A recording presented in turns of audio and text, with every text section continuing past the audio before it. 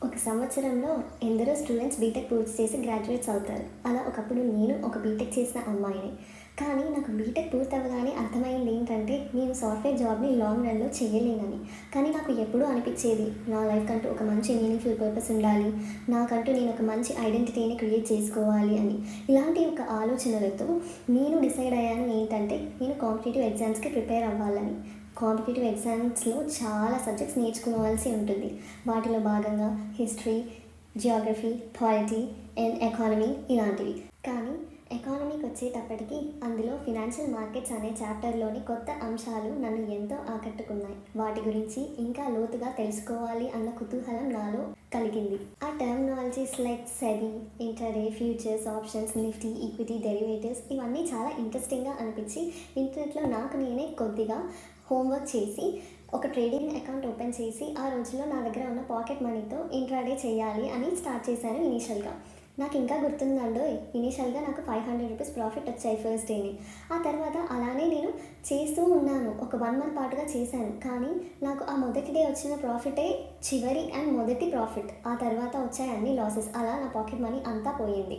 పోయాక నాకు అనిపించింది ఏంటంటే, నేను ఇంకా ఇందులో ఏదో నేర్చుకోవాలి అని. సో వెంటనే కొన్ని క్లాసెస్ ఎన్రోల్ అయ్యి మళ్ళీ కొంత పాకెట్ మనీతో ట్రేడింగ్ స్టార్ట్ చేశాను. కానీ ఈసారి కూడా లాభం లేదు. మొత్తం క్యాపిటల్ పోయింది. నాకు అర్థమైంది ఏంటంటే, అసలు ఏ క్లాసెస్ కూడా విన్నా కానీ మనకంటూ ఒక ఓన్ స్ట్రాటజీ ఉండాలి. మనకంటూ ఒక డీప్ నాలెడ్జ్ ఉండాలి అని నాకు అర్థమయ్యి నేను వెంటనే ఇక ట్రేడింగ్ ఆపేసి ఓ వైపు కాంపిటీటివ్ ఎగ్జామ్స్‌కి ప్రిపేర్ అవుతూనే డైలీ ఒక 3 అవర్స్ అయినా స్టాక్ మార్కెట్ గురించి నేర్చుకోవడానికి చాలా బుక్స్ చదువుతూ నాకు నేను డీప్ రీసెర్చ్ అండ్ అనాలిసిస్ చేసుకొని ఒక 3 ఇయర్స్ పాటుగా నేను అసలు ట్రేడింగ్ జోలికే వెళ్ళలేదు. వెళ్ళకుండా జస్ట్ లెర్నింగ్‌కి మాత్రమే పెట్టాను. అప్పుడు నాకు చాలా కాన్ఫిడెన్స్ వచ్చి ఈసారి ఒక స్ట్రాటజీతో నేను ముందుకొచ్చాను. నా దగ్గర ఉన్న కొంచెం అమౌంట్‌ని 3 పార్ట్స్‌గా స్ప్లిట్ చేసి more than half of the అమౌంట్‌ని నేను ఎస్ఐపిలో ఇన్వెస్ట్ చేశాను. ఇంకొద్ది అమౌంట్‌ని 1 ఇయర్ లాంగ్ టర్మ్‌గా హోల్డ్ చేస్తున్నాను ఈక్విటీలో ఇన్వెస్ట్ చేసి. మిగతా అమౌంట్‌తో గత 7 మంత్స్‌గా స్వింగ్ ట్రేడింగ్ చేస్తూ వస్తున్నాను. లాస్ట్‌గా నాకు పాజిటివ్ రిజల్ట్స్ కనిపించాయి.